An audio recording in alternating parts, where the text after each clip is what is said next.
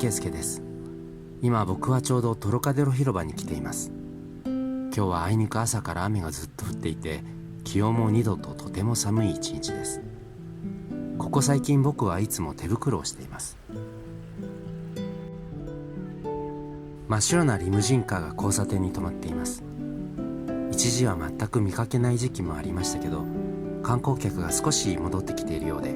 こういったリムジンカーを街で目にすることが増えてきました。携帯の天気予報だと明日は少し晴れるみたいです。本当かなっていう感じですよね。その翌日、パリには晴れ間が広がりました。僕は今所用で10区に来ています。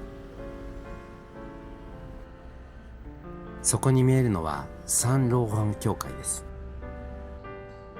現在の建物は6世紀に建てられた最初の教会と修道院を継承しています。1429年以前のオリジナルの建物については何も分かっていないようです。サンローラン教会は15世紀に再建されましたが、歴史家の間ではその正確な時期を特定するのは困難とされています。教会の全体的なスタイルは古典的なスタイルの部分を含むゴシック様式です。これご紹介しようか迷ったんですが、ここは親子3代にわたって死刑執行人を務めたサンソン家の人々が埋葬されていることで有名です。国王ルイ16世をはじめ、さまざまな革命家の首をギロチンで跳ねたことで知られています。2代目のシャール・アンリー・サンソンは40年以上にわたって死刑を執行し、その数は2700数十名と言われています。仕事とはいえ想像するだけでおぞましいですよね。ただある資料によると、この死刑執行人は熱心な死刑廃止論者だったようで、何度も死刑廃止の嘆願書を出していたそうです。残酷なことに死刑廃止は実現するどころか、彼は人類史上2番目に多くの死刑を執行した人物となっています。このサンローラン教会は2016年12月16日に歴史的建造物に指定されています。この教会には他にもまだまだ特筆すべきことがあるんですが、それはまた次回にでもお話ししますね。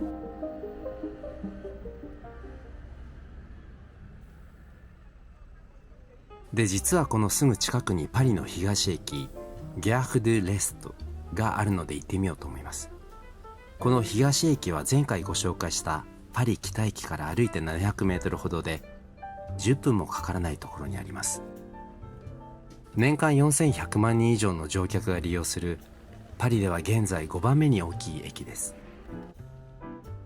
1849年7月5日からサービスを開始したこの東駅は歴史的建造物に指定されています。あそこは改修工事をしているんですかね。足場が組まれています。そういえば以前パリのシャルル・ド・ゴール空港とこの東駅を20分程度で結ぶ CDG エクスプレスの建設計画があったんですが、昨年行政裁判所は公益性が見当たらないと工事を許可した政令を無効化する決定を下しています。その後どうなっているのか僕は知りません。そこに大きな絵画がありますよね。これは1914年に動員されたフランス兵の戦線への出発を描いたものだそうです。アメリカ人の画家が寄贈したこの高さ5メートル、長さ12メートルの記念碑的な絵は2006年に修復のために一旦撤去され、2008年から再びここに設置されています。この駅のファサードと屋根、そして2つの到着出発ホールが1984年12月28日に歴史的建造物に指定されているそうです。これかわいいですよね。意外にも自然光が豊富な駅構内です。ここはパリ郊外線のほか、パリとドイツのフランクフルトやミュンヘンを結ぶ TGV とアイスの発着駅でもあります。これはパリからフランスの東方面に向かうローカル線の車両です。サンディジエはパリとストラスブールの中間ほどにある町です。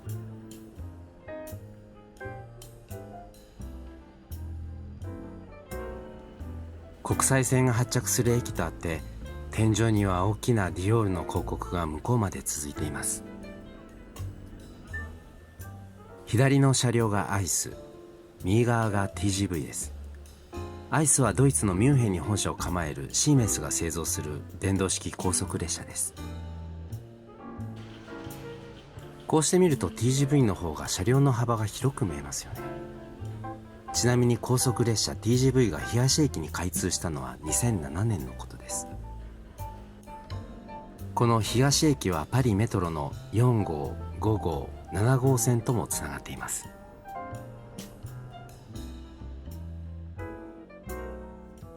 ということで、東駅から今度はモンマルトルの近くまでやってきました。小さなクリスマスマーケットが出ていると聞いたので来てみたんです。天気は悪くないんですけど、気温が2度ということでやっぱり冷えますよね。そのオレンジ色の車の向こう右側にメトロ12号線アベスの駅があるんですが、そこにあるちょっとした広場にマーケットが出ているようなんです。ここですね。本当に小さなマルシェ・ドゥ・ノエルですけど、なんとなくいい雰囲気です。こじんまりとしていて、木製の小屋が可愛らしいですよね。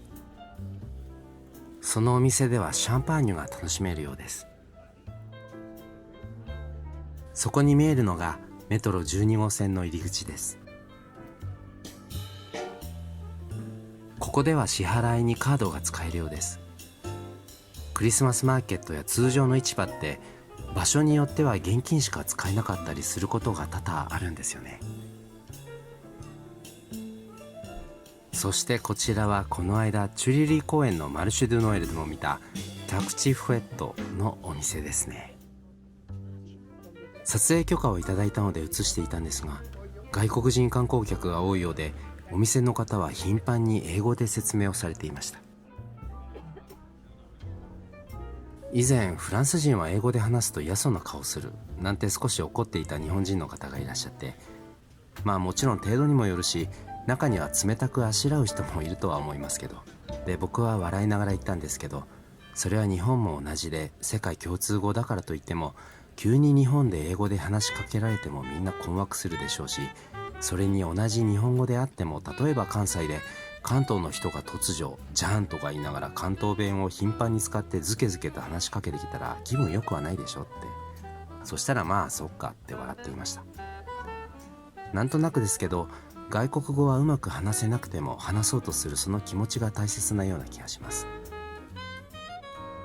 ということで、エスカルゴとシャンペニオン、マッシュルームのお店です。僕は初めてエスカルゴを食べた時、日本では酒の魚でよく出てくるバイ貝を思い出すのを覚えています。食べ方が同じだと思いません？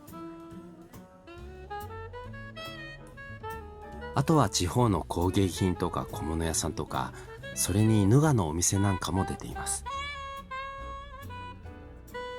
フランス語以外の言葉がよく聞こえてきます。今だけかもしれないけど、フランス人はあまりいないようです。少しぐるっと回ったらもうメトロの入り口まで来てしまいました。そういえばこのメトロアベスは地下30メートルというパリで最も深い地下鉄の駅だそうです。焼き栗屋さんもありました。見てください、ここマロンショーとも書いてありますけど、ちゃんとシャテーニュって書いてありますよね。ということで今回僕は初めて買ってみました。甘くて美味しかったですよ。ホットワイン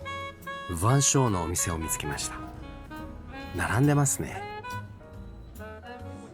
調子に乗ってヴァンショーも買ってみました。いつもながら寒い日のヴァンショーはやっぱり美味しいですよね。ほんのり甘くてオレンジとシナモンが香るホットワイン屋さんの前には、僕が買った後も延々と列ができていました。ちょうどこの広場正面にあるのはサンジャン・ドゥ・モンマクト教会です。2014年9月9日に歴史的建造物となりました。1904年に完成したパリで最初の鉄筋コンクリートの教会なんですね。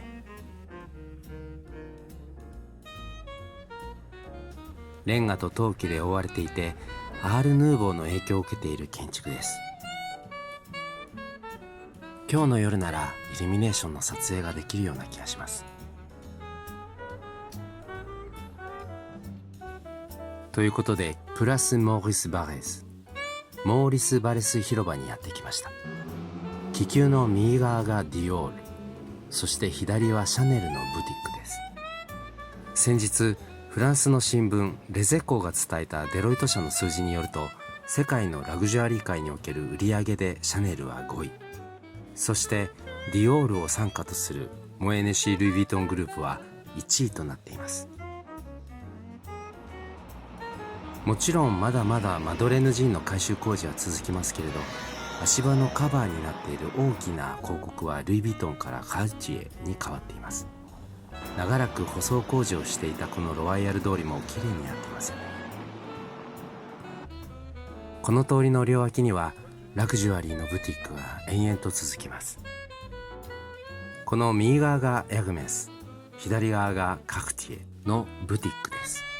エルメスはデロイト社が発表した世界のラグジュアリーチャンピオンランキングで初めてトップ10に入り9位となりました。エルメスは今年 60% を超える株価上昇を記録しています。ヴァンドーム広場までやってきました。ラグジュアリーの代名詞ともいえるヴァンドーム広場ということで、またさっきのラグジュアリー業界のランキングについて少し触れますけど、現在フランスのラグジュアリー協会は世界の売り上げの 28% を占めています。世界ランキングでは合計5つのフランスのグループがトップ10に入っていて、ルイ・ヴィトンやディオールを傘下にするモエネシー・ルイ・ヴィトングループが1位、2位はグッチやイヴ・サンローランを扱っているケリング、5位にロレアル、6位シャネル、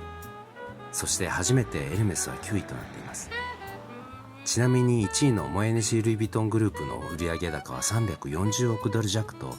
2位のケリングの2倍以上でダントツなんですね。世界のラグジュアリー業界のトップ100社のうち、このトップ10社だけで全体の売り上げの50数%を占めているので驚きました。そう思うとモエネシー・ルイ・ヴィトングループの異常なまでの強さがわかりますよね。この真っ赤な飛行機のようなもの、これ国際現代美術展の開催に合わせて来年の1月2日まで設置されることになっているアメリカ人の現代美術家アレクサンダー・カルダーの記念碑的なモニュメント、フライングドラゴンです。高さは9メートル、長さ17メートル、幅は6メートルもあります。重さは18トンもあるんですね。アメリカのコネチカットから船で運搬されたようです。フランスでは初めての展示になります。ということで、昨日は雨だったトロカデロ広場にまたやってきました。そのレストランの入り口にあるキラキラ光っているのは一体何だろうと思って近づいてみたら、クマのイルミネーションでした。クマのぬいぐるみは何度か目にしたことがありますけど、こんなのもあるんですね。街路樹にもイルミネーションが施されています。さすがに寒いのか、普段ならまだ客が多い夜の10時なのにテラスにはあまり人がいません。ということで、今回は駆け足でパリ市内をご案内しました。気温は変わりませんけど、昨晩とは打って変わって雨のない夜です。いよいよ12月に入ってしまいました。1年って本当に早いですよね。これからさらにパリの各地でクリスマスマーケットが開催されるようですので、それはまた次回。ということで、明日もいい日になるといいですよね。それではまた。